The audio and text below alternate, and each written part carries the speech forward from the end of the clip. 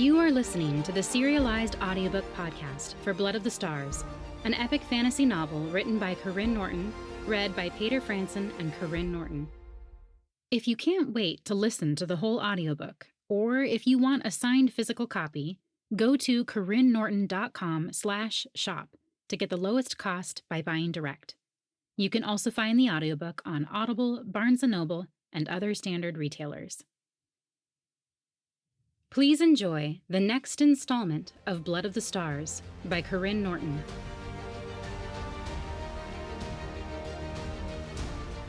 Chapter 9. Aura kneeled, her face a hand's breadth from the woman called Della. She wouldn't be on this world much longer, but at least Eliana had used the arrow. She'd brought it to Vendaris. It was finally where Aura could reach it. Della was scrunched up in such agony that Aura felt her own muscles tense. Aura held out a hand, itching to ease the woman's pain, to heal her, or even just numb her. But Aura's hand was a mere wisp of shadow and light. There was nothing she could do with her physical body hundreds of miles away. Instead, she sang. She started out low, more of a hum. Della's cries turned to whimpers. Her eyes latched on to Aura's, as if drawing strength from the melody. The pure tone held the sorrow of 1,000 lifetimes, the joys of hundreds more. A man rushed into the atrium, the panic on his wrinkled face, tightening Aura's gut. Not a bondmate in the traditional Vendaran sense, but threads of love tied their souls all the same. He dropped to Della's side, hands clasping hers. The motion brought the woman out of the near stupor she'd been in as she listened, her pain resurfacing, even as Aura sensed the comfort brought by the man's presence. Aura picked up the pace of her song, engulfing them both. The man held Della, careful not to aggravate her wounds, tears streaming into his white beard as he whispered words only for her. Aura wished to comfort them both, to wrap her arms around them and infuse them with love and hope beyond this lifetime. The limitations of this form left her agitated, and her volume increased until the man winced. She cut off her song, the silence that followed bringing the woman's eyes open a mere slit. "Do you see the light of the sun?" Aura asked.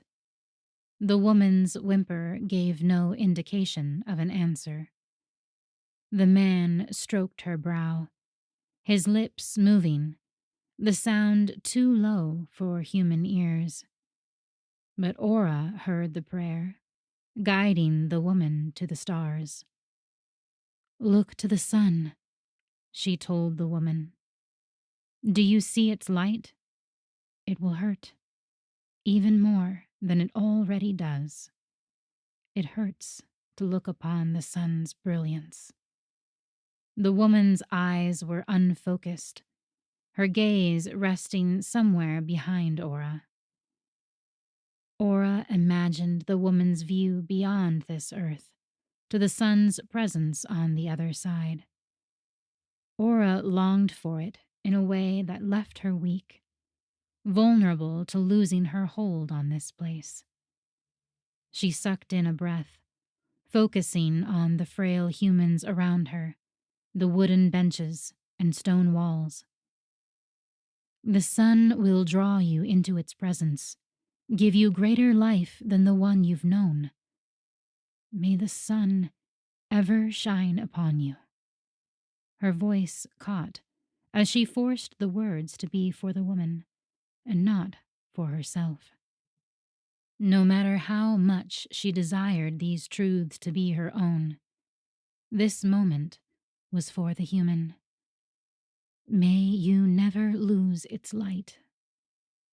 Della's breathing slowed, the muscles on her face relaxing. The man's breath hitched as her lips lifted, her gaze still focused beyond Aura. When she took her last breath, the entire room paused with her. The life left her body, her pain along with it. Aura's shoulders slumped. Now the woman was safe. The woman had what Aura could not obtain. The hold Aura had on this place disintegrated, her light bursting out around her as her essence was pulled back across the water and through the mangrove trees. Chapter 10. Karyne had just reached the swamps when the light came, shooting from the distant west toward the southern provinces. He froze, allowing the matching memory to saturate his entire being.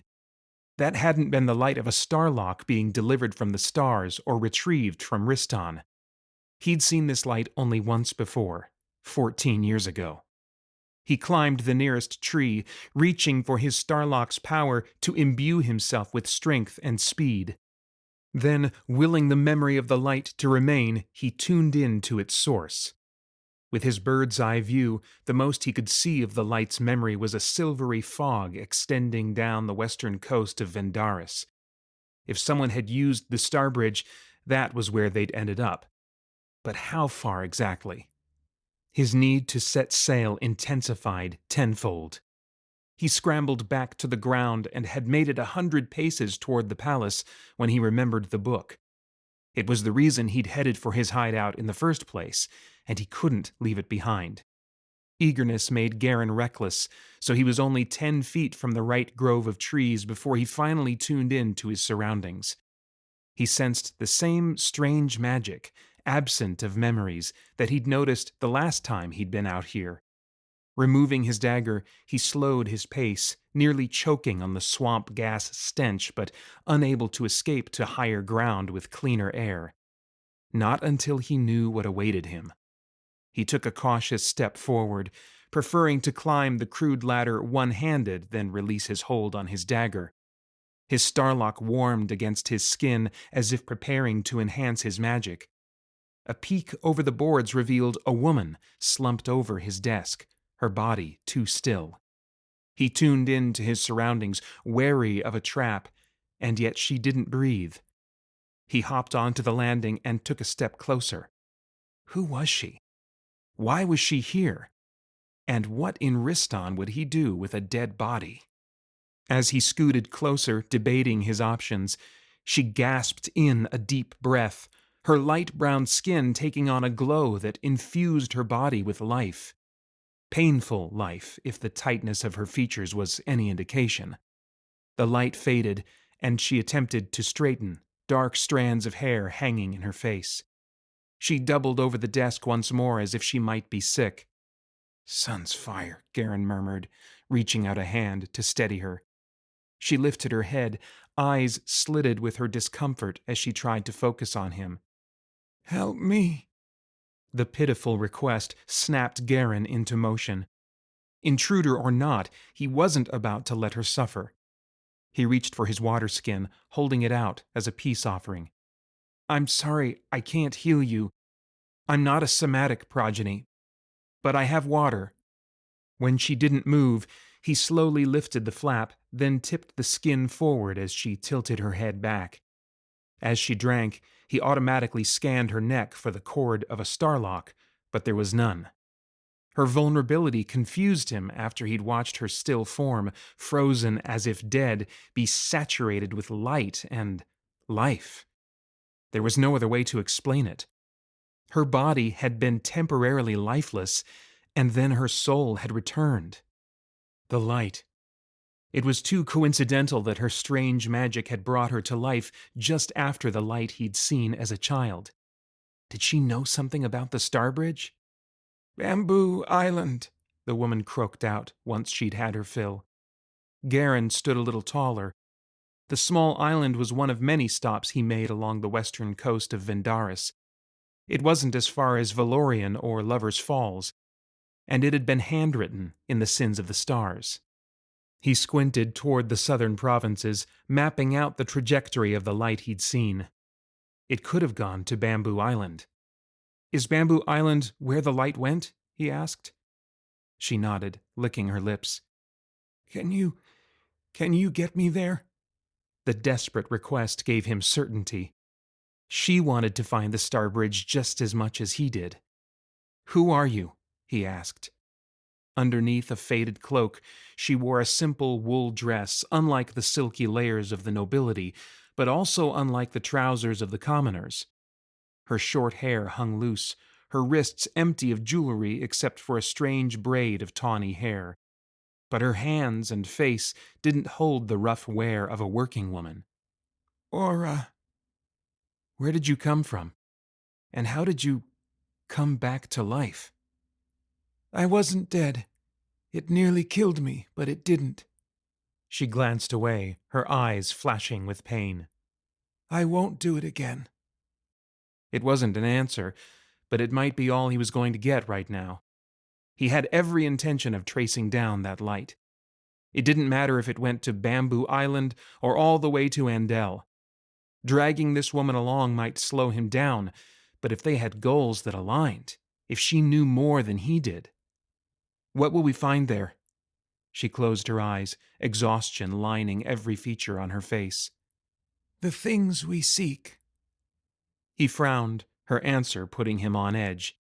"How do you know what I'm looking for?"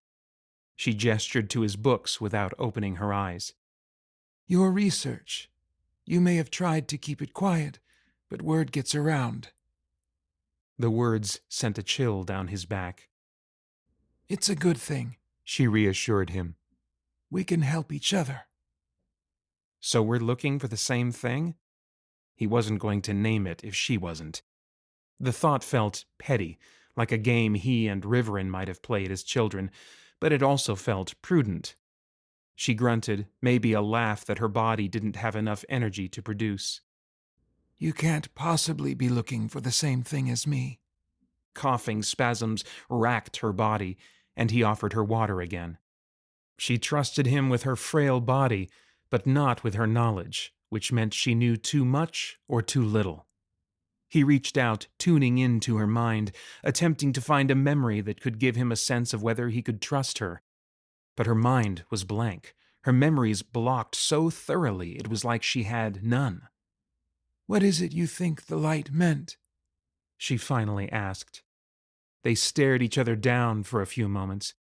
He should be skeptical of a stranger, but her magic outstripped his by miles. She wasn't a simple thief or squatter, which meant he needed to find out what all she knew. Finally, Karyne threw caution to the wind. "Someone used a Starbridge." She looked away. "Perhaps. Or perhaps it means more."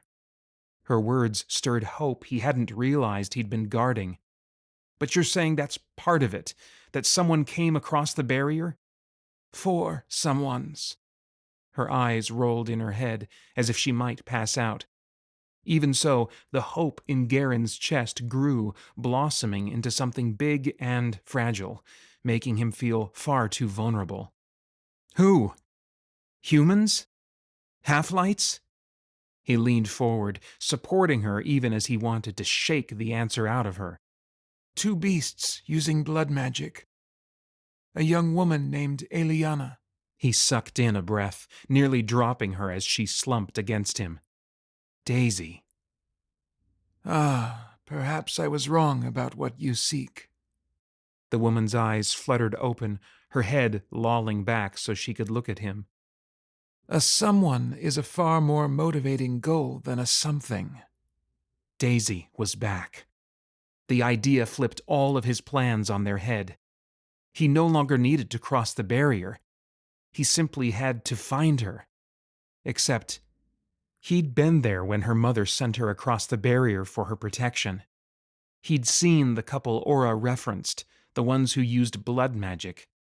He'd always suspected and feared they'd been too powerful for Daisy's father to keep her safe. If the people using blood magic had brought her back, that wasn't good. Because something or someone on this side of the barrier was even more dangerous for Daisy. Suddenly, the questions surrounding Aura didn't matter.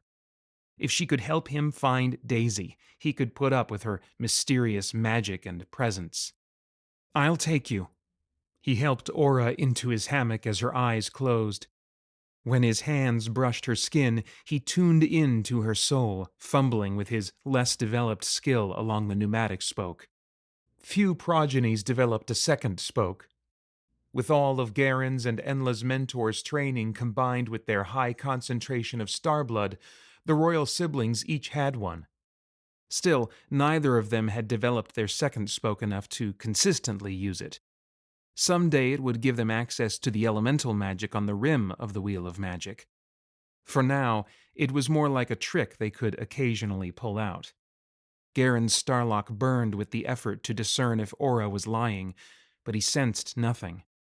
Either his second spoke was too underdeveloped, or the mental wall she'd erected was too difficult to breach. The woman's hand gripped his arm, her nails digging in until Karyne winced. "Don't ever try that again." I was just trying to help you." Not exactly a lie. If he trusted her more, he'd be more likely to help her. She relaxed her grip. "Take me to the island. That's the only thing I need from you." Her eyes closed, and her hand fell back in her lap, her body limp. He couldn't just leave her here, unguarded and half dead. He stared at her a moment longer in indecision, then pulled the desk closer so his water skin would be within reach. He patted down his pockets, pulling out some of the honey bars Enla insisted he keep on him. They weren't much better than hardtack, but they'd saved him from hunger on more than one occasion when he avoided socializing with nobility. Her eyes darted beneath her lids, but it didn't seem like a restful sleep. What if she was sick? He reached out a tentative hand, placing it on her forehead. The same instant, her hand circled his wrist, and her eyes flew open, the warm tone of her skin carrying that eerie glow. "Don't touch me. I only need you to get me to Bamboo Island. Nothing else. I'll be fine by the sun's peak." He lifted his hands in surrender, stepping back and straightening to his full height. It went against everything in his nature to leave a woman alone, injured, but if that was what she wanted.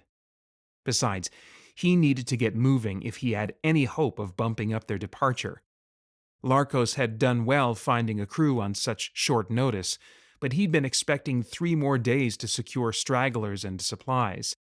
Somehow, they'd have to get out of here tomorrow. Well, tomorrow night. They'd still have to leave in the middle of the night to avoid Enla's wrath. He swore under his breath. His parents had made a lot of foolish decisions lately.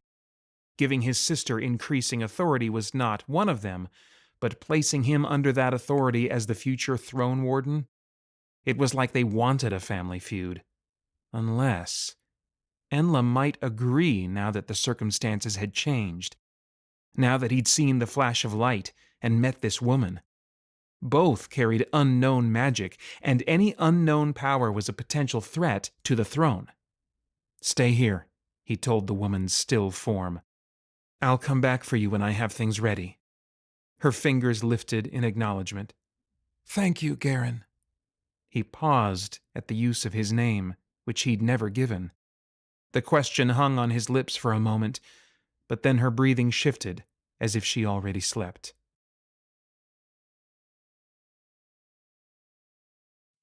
Chapter 11.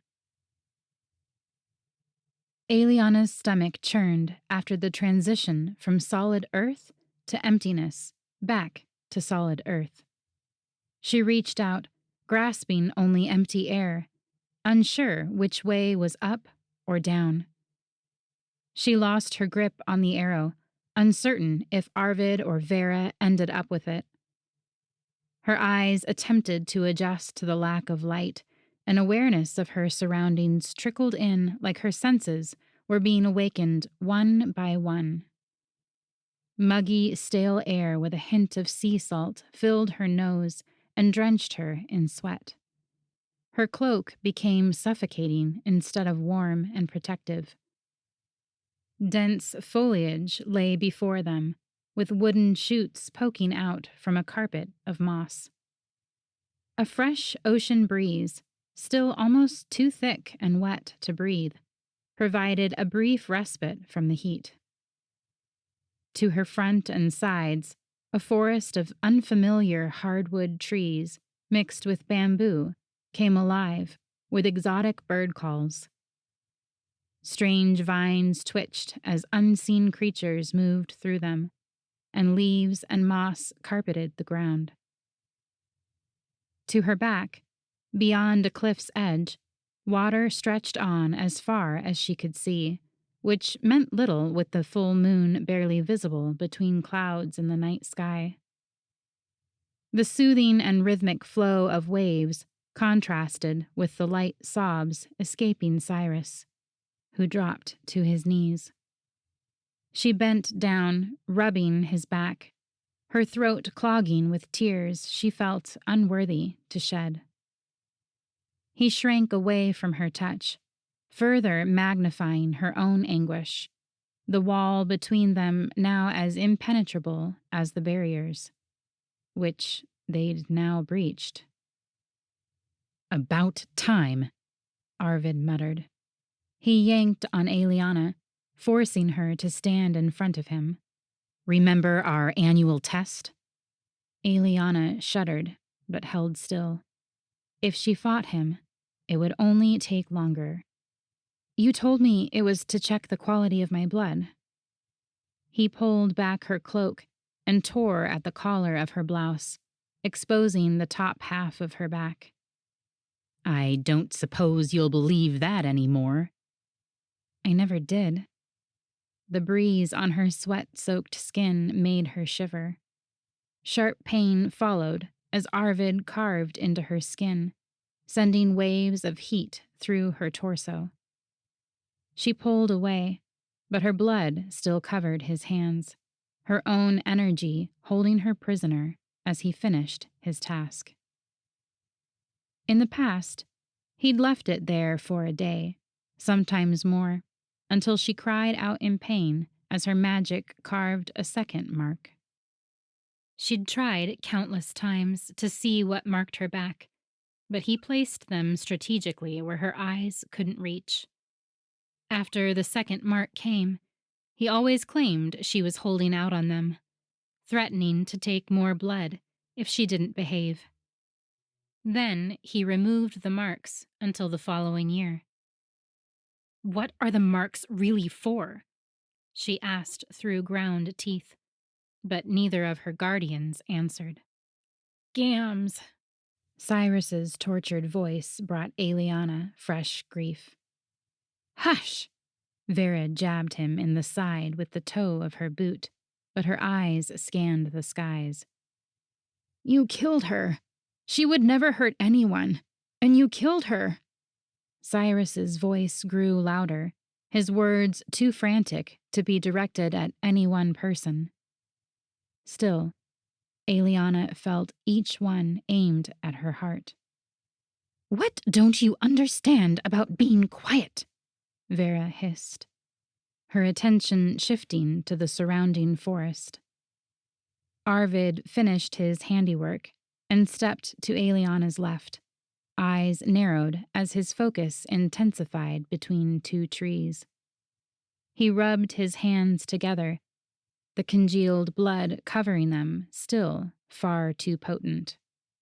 The air around him practically hummed with the energy of it, but this time he held back, waiting for the right moment.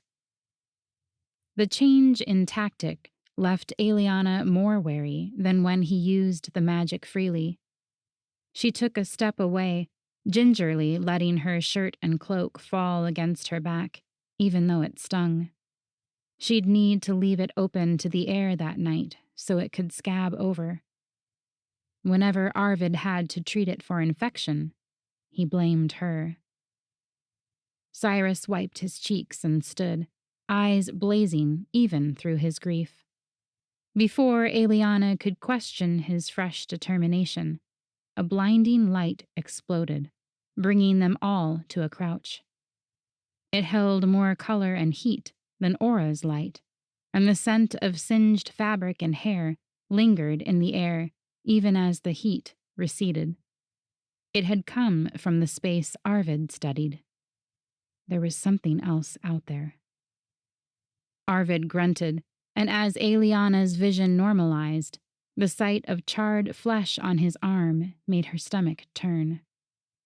Despite his earlier rejection, Cyrus pushed Eliana behind him, protecting her from the new threat, just as Vera reached out a hand. Instead of finding Eliana's arm, Vera trapped Cyrus in her iron grip. Undeterred, Vera pulled out a knife, slicing Cyrus on the palm.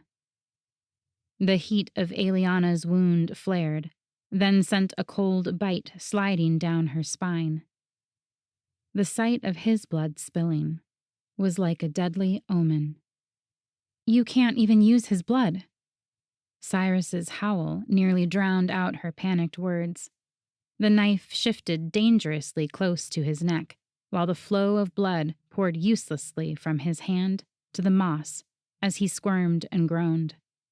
"Maybe not, but if I slice a little deeper, a little higher, he won't have much use for it either," Vera said.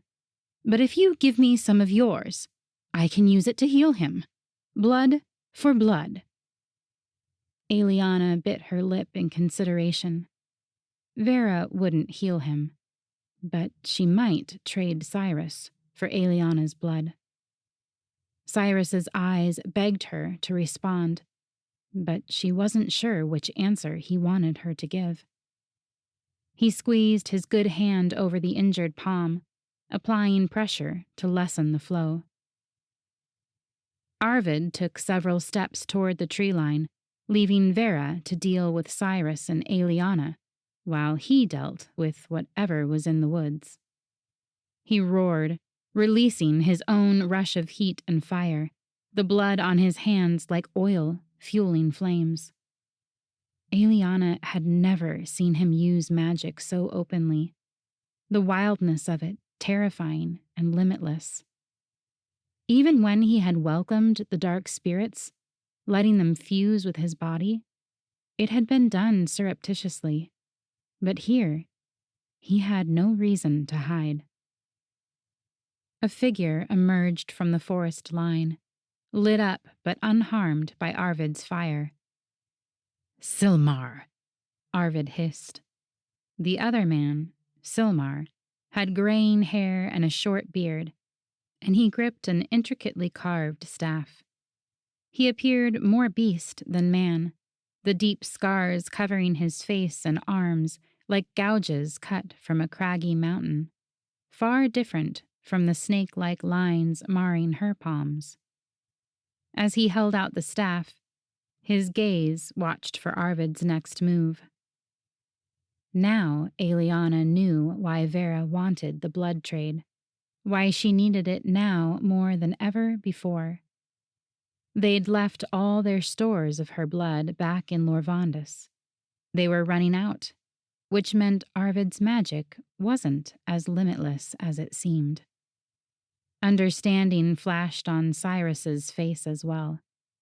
"Run," Cyrus whispered, waving Eliana on toward the tree line, distracting her from the tense words Arvid and Silmar exchanged. Cyrus gasped as small drops of blood beaded down into his collar from the knife cutting his skin. "If you run, he dies." The cold truth in Vera's voice made Eliana shiver. Silmar adjusted his staff, using it more like a cane as he drew closer, his stance appearing too vulnerable to be the source of the sparks she'd first seen. A deep belly laugh rose from his throat, leaving Eliana pained that the old man must be oblivious to the threat flowing in her veins. She wanted to warn him away. He was no match for Arvid. "Surely you knew I'd come." Silmar's words came out raspy, like his insides held the same scars as his face and hands. "Where's Rildon?" "In the deep." Eliana's heart dropped to her stomach. Had Della's story been right? Had her father left the arrow for her and died because of it? Arvid widened his stance, elbows out, bouncing on his heels as if ready to pounce. Silmar made no move to defend himself or prepare for his own attack. "You never were a good liar." Arvid scanned the skies, making everyone else glance up as well. The dark spirits couldn't follow them here, could they?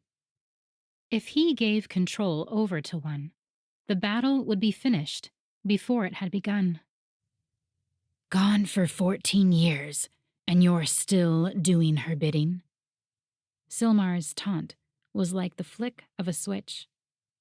Arvid's body tensed, the blood on his hands nearly glowing in the moonlight, as if to remind the enemy he hadn't completely used up his stores. "Mavis rewards her faithful servants." Sparks erupted from Silmar's staff, which then shifted its shape to a sword. Arvid began throwing flames instead of words once more, and stray sparks grazed Cyrus and Vera. The brunt of it smoked Cyrus's arm, and he screamed, taking Vera's focus off Eliana. Still, her hold on the knife remained steady on Cyrus, his life held in her unpredictable hands. "Time's up," Vera said, using her free hand to toss a glass bottle at Eliana's feet, where it bounced in the moss. "Just one more bottle. Then we'll leave you two to survive the jungles of Vendaris." "I'm not worth it." Cyrus winced as Vera adjusted her grip on the knife. They would get her blood either way. They always did. But at least she could save his life. She bent to retrieve the glass bottle, then eyed his wound, still seeping despite the pressure. Hopefully, she could still save him. Vera pulled a second knife from her boot, tossing it in Eliana's direction. The decision felt wrong. There was a reason they wanted her blood, and it couldn't be good. But nothing was more valuable than a life, and the life in front of her was the life she could save right now. Eliana yanked the stopper from the bottle with renewed purpose. She couldn't watch Cyrus die, not when she could do something about it. She picked up the knife and sliced the skin of her palm, letting the blood fill the tiny jar. It was nothing compared to the blood they'd taken in the past. She dropped to her knees, and the muggy air turned chilly, goosebumps rising on her flesh. A sense of euphoria mixed with shame flooded through her as a desire grew to spill more blood even once the bottle was full. Green shoots rose from the ground, and her eyelids fluttered, her mind losing control over her body. The power of her blood filled her, taking over her senses. The urge to give in to the blood's demands hit harder than ever before, as if freely giving it made it stronger than when it was forcibly taken. The only thing that brought her back to her senses was Cyrus's mournful cry. She stoppered the jar, then pressed the wound hard against her thigh, standing and stomping out the daisies that had grown. Her breath came out ragged, her muscles limp like she'd run to Galdrick Valley and back. A dark shadow flitted across the sky, black against the moon's light. Maybe the dark spirits could cross the barrier. Or maybe these were different dark spirits, unique to Vendaris. Now let him go, she demanded, her voice almost as hoarse as Silmar's. Give me the blood first. When Vera held out her hand, the edge of the golden arrow peeked out from inside her cloak. For a moment, Aeliana wanted to barter for that as well, but it was too risky. She reached back and flung the bottle high above Vera. Vera pushed Cyrus out of her way as she lunged for the blood. Aeliana reached for Cyrus to stop his fall, but he pulled her down with him, the moss breaking their fall even as tiny bamboo shoots dug into their backs. For a moment, she let herself feel the crash of anxiety and relief, and she leaned over to bury her face in his shirt. Sweet stars, she hoped she'd made the right choice. Why would you do that? The frustration in Cyrus's voice was softened by his arm wrapping around her. Gams sacrificed herself for you to escape them. She told me to protect you, not the other way around. He had every right to question Aeliana, but she had no answer. The plain stars above twinkled in the sky, and the heavenly stars did their dance, as if unaware of, or maybe uninterested in, what took place in this tiny clearing. Vera ignored them as she cradled the vial of blood in her hands, and Silmar and Arvid were locked in battle, sparks and fire flying as they danced in and out of the other's reach, both surprisingly spry.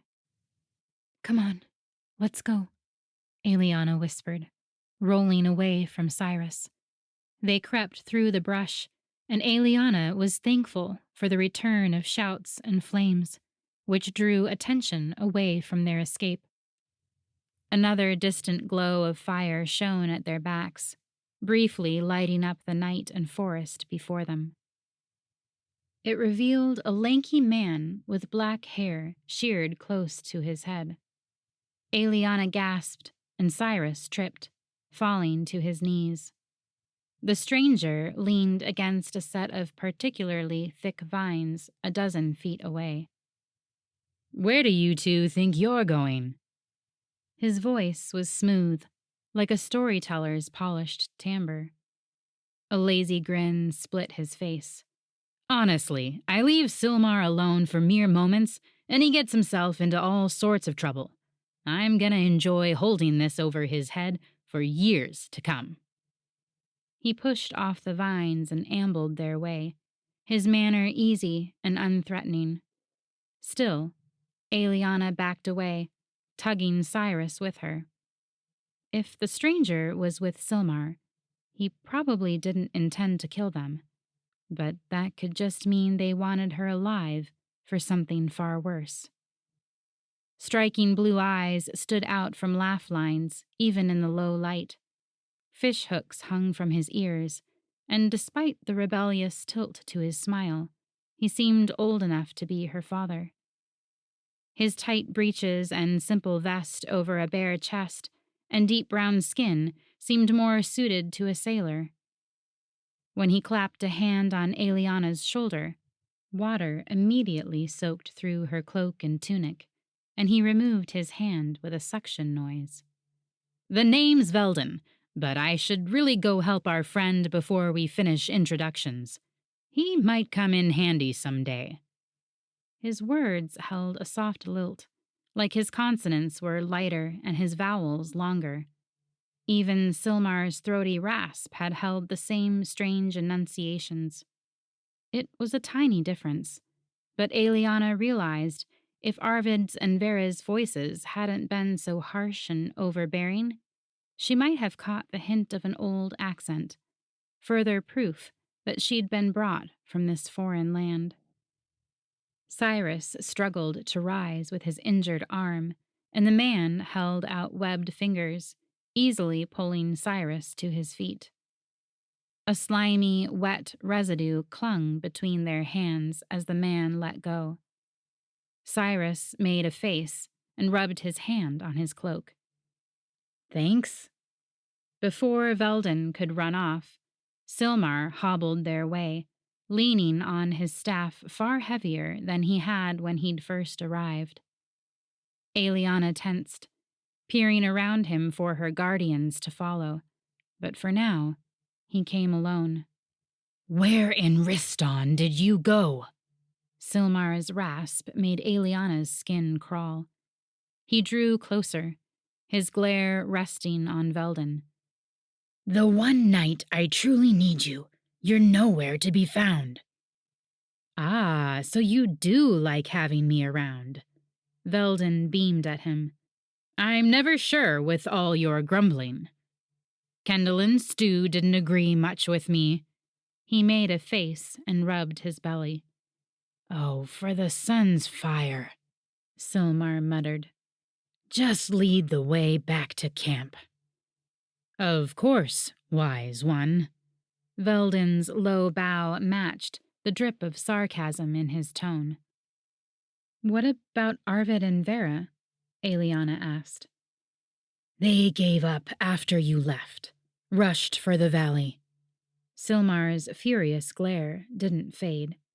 "But who knows what kind of reinforcements they have." "They just left?" Aeliana frowned, her gaze still scanning the forest behind Silmar. She supposed that was what Vera had said she'd do if she got Aeliana's blood. But it wasn't like them. "Probably to get help," Silmar reiterated. It made sense, but it still seemed too easy. "Come on," Velden called as he wound his way deeper into the forest. Silmar gestured for Aeliana and Cyrus to follow. "You want us to go with you?" Cyrus asked, hunching over his injured arm. Velden turned, his amusement contrasting Silmar's impatience. "Of course," Silmar said. "You're the reason we came here," Velden added, his gaze resting on Aeliana.